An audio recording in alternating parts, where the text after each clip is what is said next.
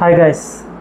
നമ്മൾ ഇന്നത്തെ വീഡിയോ നോക്കാൻ പോകുന്നത് ജനനായകൻ്റെ ഇന്ന് ഈവനിങ് ഇറങ്ങിയ ഒരു പുതിയ പ്രോമോയുടെ ജസ്റ്റ് റിയാക്ഷൻ. അതായത് ഒന്ന് സ്ലോ ആക്കി നോക്കാം. വൺ ടൈം ഞാൻ കണ്ടു, സെക്കൻഡ് ടൈം അതായത് വിജയുടെ ഇതുവരെ ഇറങ്ങിയ മൂവീസുടെ റെഫറൻസ് കുറേ ഉണ്ട്.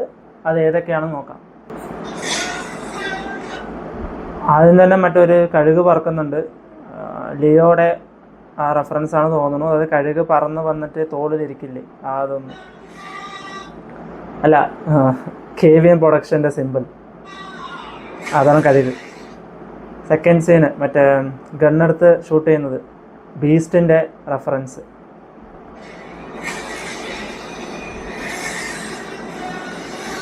അടുത്തത് ഞാൻ ഭഗവന്ത് കേസരി കണ്ടിട്ടുണ്ട്.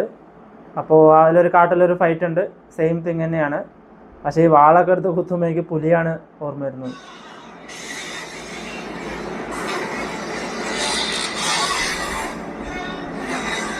Same ring fight from Bhagwant Kesari, പിന്നെയും കാട്ടിലുള്ള ഫൈറ്റ്.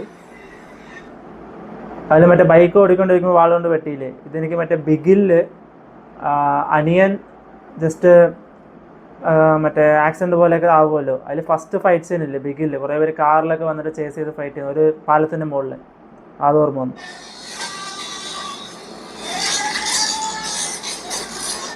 പിന്നെ പുള്ളി ഗണ്ണ് ലോഡ് ചെയ്തിട്ട് ഷൂട്ട് ചെയ്യുന്നത് ഒന്ന് ഭൈരവ ഓർമ്മ വന്നു. ഭൈരവിൽ ഇങ്ങനെ സീനുണ്ട്. പിന്നെ പോക്കിരി.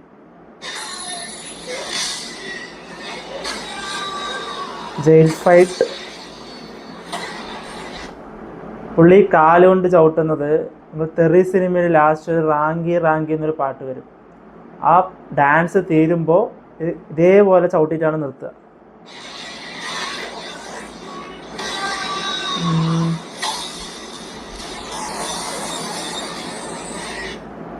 As usual Mersal.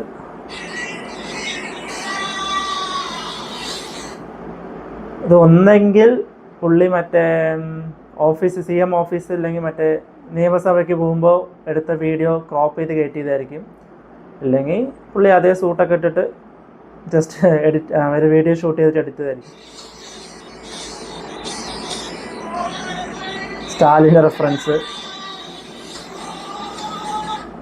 ഇതൊന്നും തന്നെ. മറ്റേ നിയമസഭയിൽ ഒരു സീനുണ്ടല്ലോ, പുള്ളി കൈ കൊണ്ട് കാണിക്കുന്നു, അല്ലെങ്കിൽ അത് ക്രോപ്പ് ചെയ്ത് കയറ്റിയതായിരിക്കും. മോസ്റ്റ്ലി അത് തന്നെ ആയിരിക്കും, കാരണം ഈ സിനിമയ്ക്ക് വേണ്ടി എക്സ്ട്രാ ഷൂട്ടും ചെയ്തിട്ടുണ്ടാവില്ല, ഇടയിൽ കുത്തി കയറ്റിയതായിരിക്കും ലാസ്റ്റ്.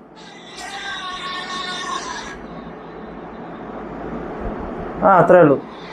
തേഴ്സ്ഡേ ഞങ്ങൾ ടിക്കറ്റൊക്കെ ബുക്ക് ചെയ്തു. സോ ഈ മൂവി എന്തുകൊണ്ട് കാണുമെന്ന് വെച്ചാൽ ഒരു സിമ്പിളായിട്ടൊരു എക്സാമ്പിൾ പറയാം. അപ്പോൾ നമ്മൾ ഒരു 10 പേര് ട്രിപ്പ് പോകുന്നുണ്ടെങ്കിൽ ചിലപ്പോൾ ഒന്നോ രണ്ട് പേർക്ക് ആ ട്രിപ്പ് പോകാനേ ആഗ്രഹം ഉണ്ടാവില്ല. പക്ഷേ ജസ്റ്റ് അവർ കൂടെയുള്ള വൈബ് മിസ്സാകാതിരിക്കാൻ വേണ്ടി പോകും.